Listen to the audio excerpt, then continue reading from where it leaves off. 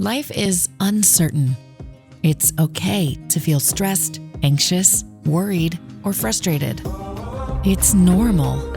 With CalHope's free and secure mental health resources, it's easy to get the help you and your loved ones need when you need it the most.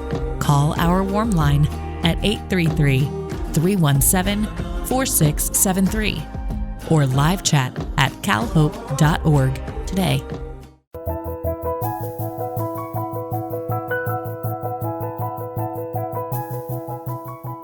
Welcome to Love Doesn't Pay the Bills, where we make visible the often unseen experience of family caregivers. I'm Lisa Chudy. I'm a family caregiver. With me today is Kim Evon. She is an executive vice president of SEIU Local 215, which is California's long-term care union. They represent over 400,000 home care and nursing home workers. So welcome, Kim. Thank you for having me. Tell us about the rally that happened in early April for higher caregiver wages. Sure. So on April 11th, about 200 care providers from San Francisco gathered along with members of who do nonprofit work in the city and county to really lift up the need of the crisis that we're in San Francisco related to caregiving. And we really were sending a message that in order for you to provide any dignity to the individuals you provide care for, you actually have to have these jobs be ones where people have their own dignity, that caregivers, parents, non-living providers can literally take care of themselves. And the reality is the wages are way too low for IHSS in-home support services providers. The current wage is $19.25. Mm-hmm. And, I think you can't even take care. An individual in San Francisco needs to make at least 23 and some change in order to be above the poverty level. So this is really exacerbating the ability for folks to take care of themselves and their own families, as well as recruit people that are needed to care for so many of the members of our community in San Francisco. Yeah, I shared that's been my own experiences. It can be very challenging to recruit non-family caregivers at the wages that are available. And Oregon's a relatively generous state. We have better wages than many places. San Francisco is a very expensive place to live, so I'm glad you pointed that out, that person really needs the higher wage in order to even be above poverty and be, in some sense, okay financially. Yeah. So we were there really to lift up. We wanted to lift up and drive on a path to get folks' wages to 25 as a minimum. Yeah. We just felt like that has got to be where we start moving it. And, that rally resulted in getting the attention and commitment that we needed from, the individuals, the elected officials that make the decisions about the budget. And so we were really happy at the end of the day that rally, along with just a lot of member stories and experiences being voiced in the halls of the Capitol there in San Francisco, as well as, individual conversations with the boards of supervisors, along with our partners in labor and in the community, culminated in a very successful outcome for us. Yeah. So talk more about that. What was the response of your governing board? Yeah. Yeah, it was great. So we're very excited. We just in the last 3 weeks reached a tentative agreement with the Public Authority of San Francisco that will get 24,700 IHSS providers to $25.50 an hour within by the end of their 4-year contract. So that is like a 32.4% increase in the next 4 years. And we're super excited. It's on the right path. Yeah. We got to keep going. We think people are worth twice as much. Yeah. But it is a moment that I think everybody saw and when they heard the stories of what was happening on the ground, real life stories of our families and members of our community, no one can walk away from investing in care. Like, it has got to be where we center a value of who we are and what we want to be about as a community. And I think that was amazing. So between the boards of supervisors, 11 of them, plus the mayor of San Francisco, they put their leadership in and around committing to addressing care. So we're really happy. Yeah, that's what's so needed around the country. And I know that, let's dig in a little further to what are the specifics in San Francisco. Like, how does the national caregiver crisis impact San Francisco, and what does it look like there? Yeah, I mean, just a few data points. So in San Francisco alone, last year, there were 2.8 million approved but unused care hours. Say that number again? 2.8 million approved and unused care hours. So that is a whole lot of folks not getting care that they were approved and was ready to be funded for, because we don't have enough people to take care of them. And on top of that, we have across the state a 33% turnover rate in IHSS home care. So if you I talk about a crisis, that's like a crisis. Yeah, if you hired 3 part-time workers to make up your schedule, you would have one of them almost definitely gone within a year, did you say? Yeah. Yeah, there is 33% turnover, Yeah. And I keep coming back to how important it is for these jobs to have continuity and to have individuals stay in the position to get to know the care recipient, to form a real relationship. And that turnover matters so much in this field. That's a big reason to make sure people are paid adequately and paid in such a way that these are desirable jobs, that people are know that their own needs are taken care of if they're providing care. Yeah, I mean, to me, what always strikes me, the stories that are that just hit home for me are the ones of both parents and then the ones of individuals, adults with disabilities. You know, so on the parent side, as we were kind of chatting earlier, you know, parents there's an anxiousness and a fear of what if something happens to me, who am I going to have that cares just as much, that knows my child the way that I know them, that is going to be able to come and allow my child to live like the fullest, most dignified life that they deserve, when I can't find someone to take my place for 2 hours to go, you know, do something that I need to do. You know, we talk about respite. It's like there's no rest for parents who are full-time care providers. And then that overwhelming concern that always sits with them about the future for their own child when something happens to them. Who is going to be there? Am I going to attract enough people that see this as a desirable profession? And, you know, and who aren't going to make choices that they can go make more money, honestly, at McDonald's and Target, and then they can taking care of my loved one. So that's one piece that I always kind of like sits with me and breaks my heart and gets me up every day, wanting to fight the good fight. And then the other one is the folks who have disabilities, adults with disabilities, who really, you know, were part of the movement to create, you know, this program. They were at the center of it. It took a lot of activism. Yeah. It wasn't just handed out.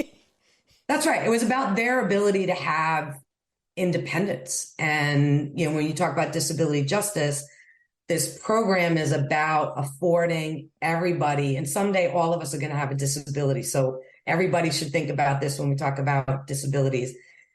like their ability to live the most autonomous life that they can live, and to be able to get the supports that they need to do that.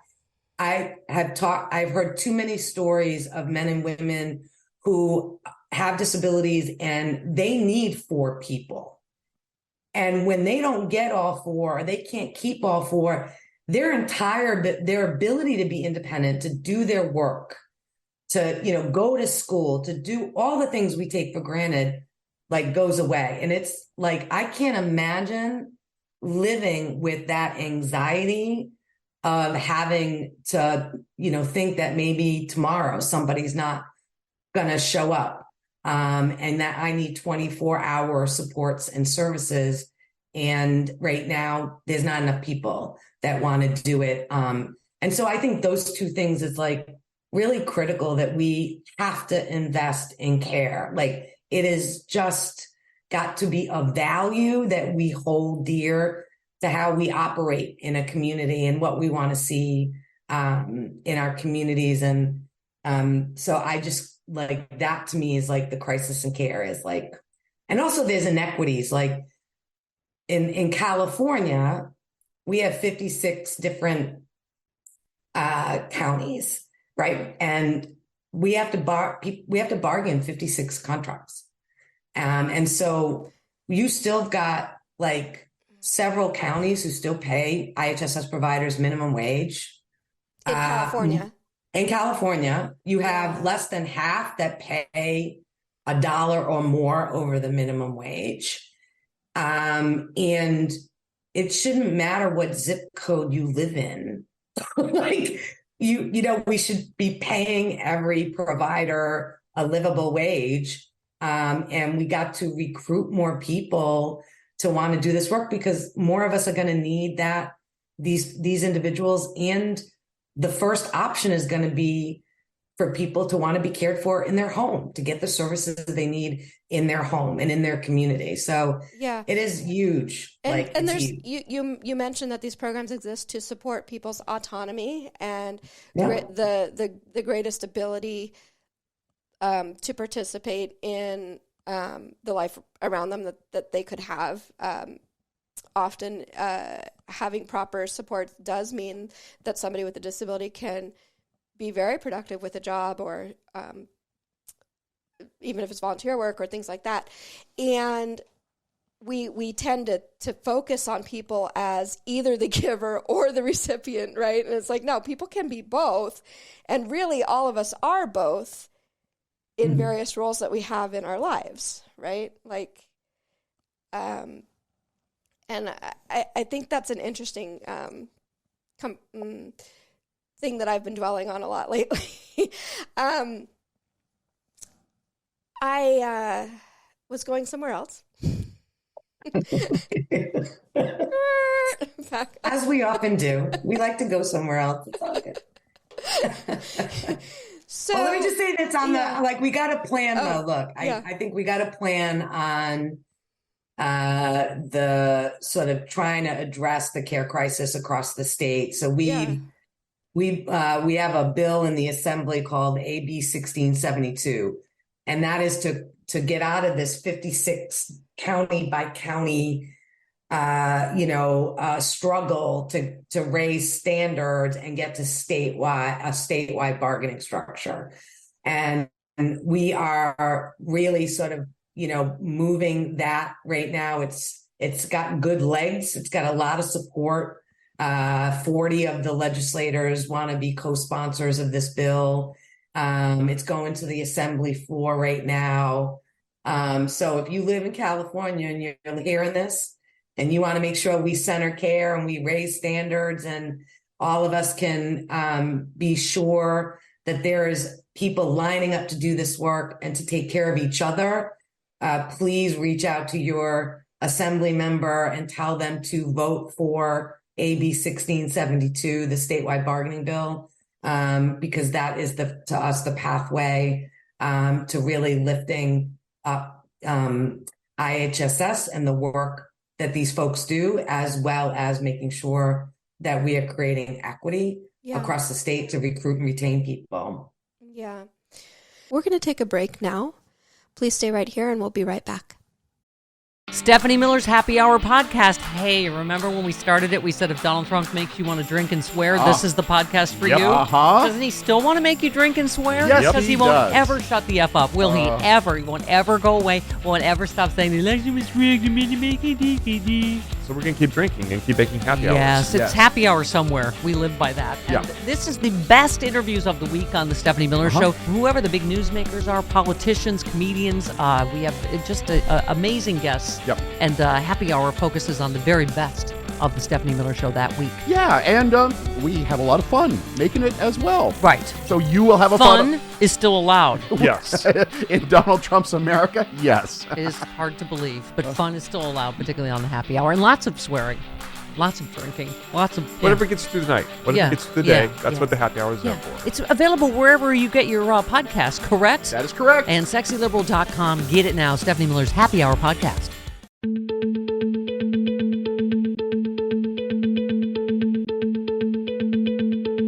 Glenn Kirshner. He's an NBC News and MSNBC legal analyst and former assistant U.S. attorney at the D.C. U.S. Attorney's Office. And now you can join him on his new podcast, Justice Matters.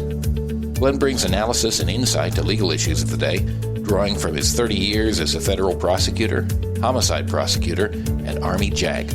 For 3 decades, Glenn argued to juries, breaking down complex legal issues in universally understandable and relatable ways. And now he brings that same approach to his analysis of today's troubled legal landscape. Every week on Justice Matters with Glenn Kirshner. Now available on Stitcher or wherever you get your podcasts. Hey all, Glenn Kirshner here. Friends, as always, please stay safe, please stay tuned, and I look forward to talking with you all again soon. Thank you for sticking around. We continue our conversation. I'm a big proponent of having standards and systems in place on as broad of a geographic scale as we can, like, statewide, nationally. Like, I've experienced moving between states with my daughter and how hard it was to get into the different states' care systems. And I think that doesn't need to be an additional barrier that people experience when you're talking about bargaining. It makes a lot of sense to have those rates set for all of California, right? Like, we mentioned San Francisco being a particularly expensive place, but it doesn't just stop when you go over to the next neighboring cities. It's not so much cheaper that the rate could be set so much lower. So that makes sense. And the other point I wanted to get back to was that these programs exist for people to support people's autonomy and make sure people have the most autonomous, self-directed life that they can have. And if we don't get really serious about providing choices in their caregivers and continuity in their care, no matter whether they have a family member that's ready to step in or not, or whether the family member wants to be part-time or full-time, or whatever boundaries that person wants to set. Like, if we don't get serious as a whole about having systems that will catch everybody, and then you don't have autonomy for some people, and you don't have choices for some people, and you leave people out of society as a whole. Like, no, for sure. I mean, I think that's the look. I don't know about you, but I am like I was raised to be very stubbornly independent by my mom, who I adore, and also I'm sort of like a part-time caregiver for her. She's getting almost to her 80th birthday, and the one thing that I always think about is how much I want to retain, like, how I identify as a person.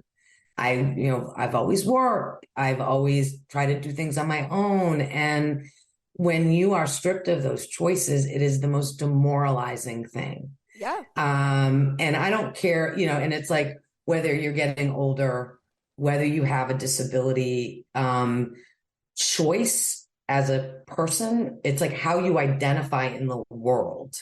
And when you no longer have that, it is just something that I've just seen people rapidly decline as, just as individuals, like their sense of identity and what they can do and who they are just gets stripped from them. And so I think it's just so super important, that what you're raising about continuity, connected to choice and independence.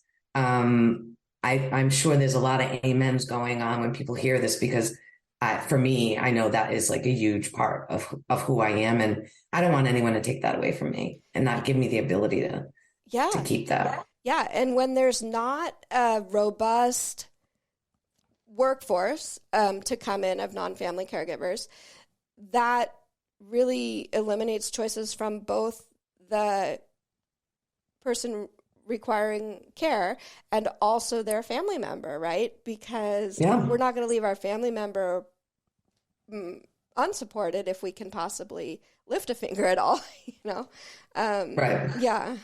So.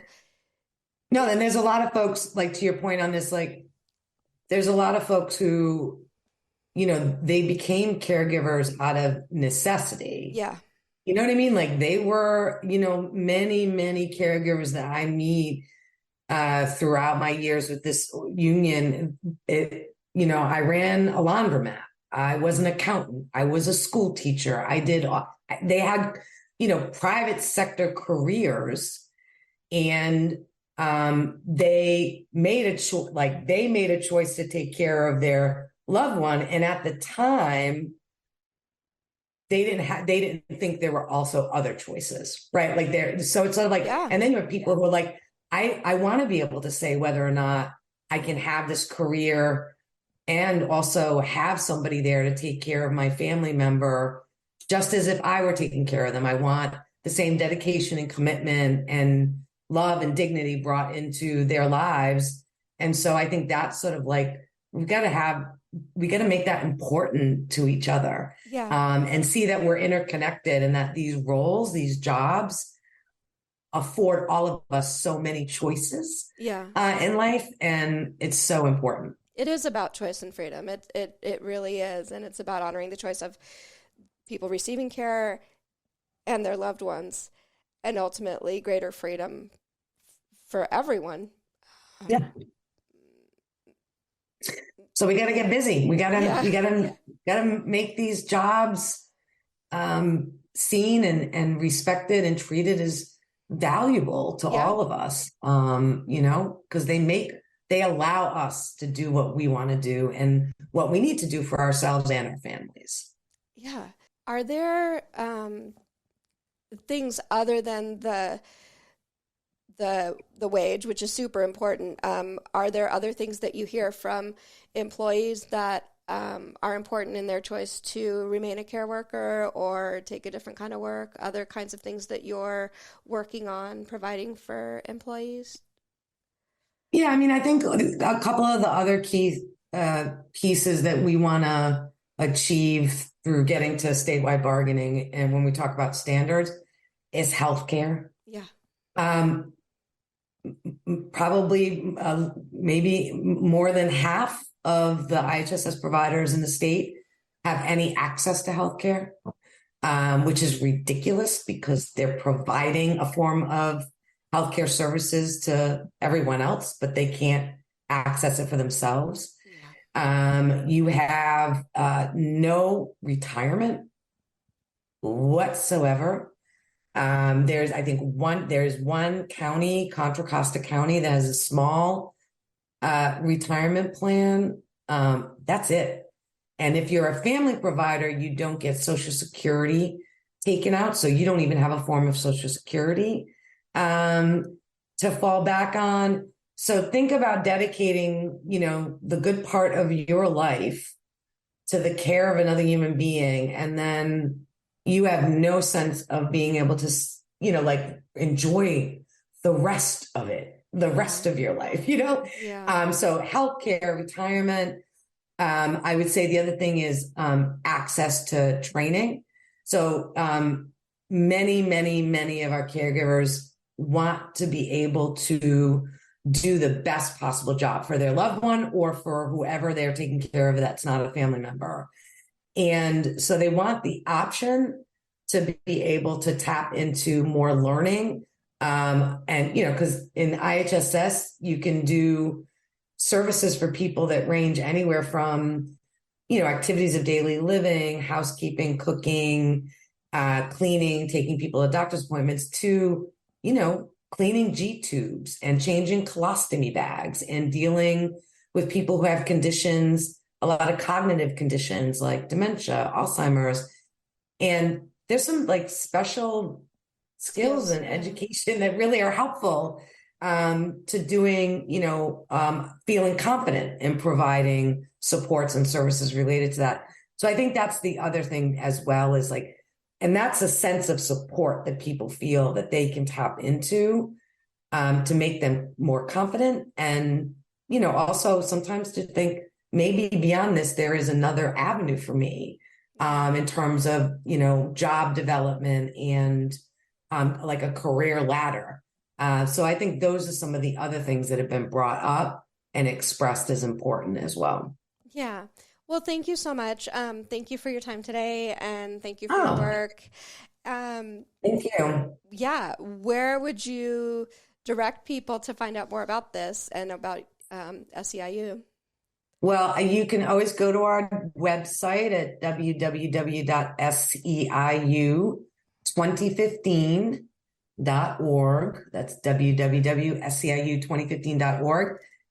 And you'll see, you know, the work that we're doing.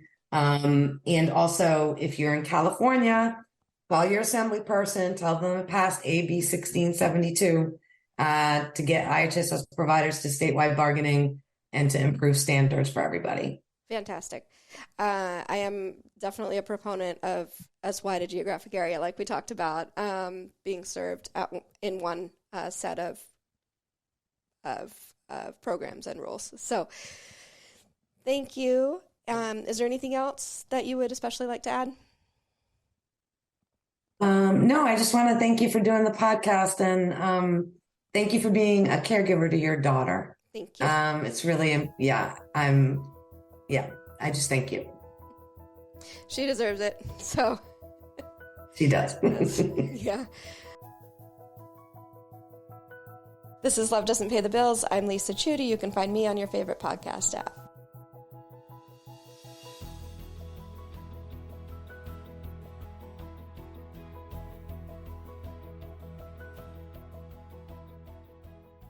Stephanie Miller's Happy Hour podcast. Hey, remember when we started it, we said if Donald Trump makes you want to drink and swear, this is the podcast for you? Doesn't he still want to make you drink and swear? Yes, because he won't does. ever shut the F up. Will he ever? He won't ever go away. Won't ever stop saying the election was rigged and made to make it DPD. So we're going to keep drinking and keep making happy hours. Yes, it's happy hour somewhere. We live by that. And this is the best interviews of the week on the Stephanie Miller Show. Whoever the big newsmakers are, politicians, comedians, we have just amazing guests. Yep. And happy hour focuses on the very best of the Stephanie Miller Show that week. Yeah, and we have a lot of fun making it as well. Right. So you will have a fun is still allowed. Yes.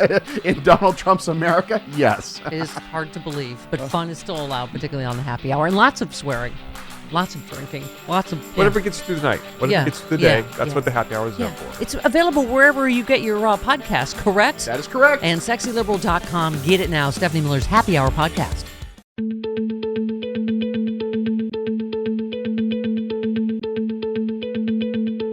Glenn Kirshner. He's an NBC News and MSNBC legal analyst and former assistant U.S. attorney at the D.C. U.S. Attorney's Office. And now you can join him on his new podcast, Justice Matters. Glenn brings analysis and insight to legal issues of the day, drawing from his 30 years as a federal prosecutor, homicide prosecutor, and Army JAG. For 3 decades, Glenn argued to juries, breaking down complex legal issues in universally understandable and relatable ways. And now he brings that same approach to his analysis of today's troubled legal landscape. Every week on Justice Matters with Glenn Kirshner. Now available on Stitcher or wherever you get your podcasts. Hey all, Glenn Kirshner here. Friends, as always, please stay safe, please stay tuned, and I look forward to talking with you all again soon.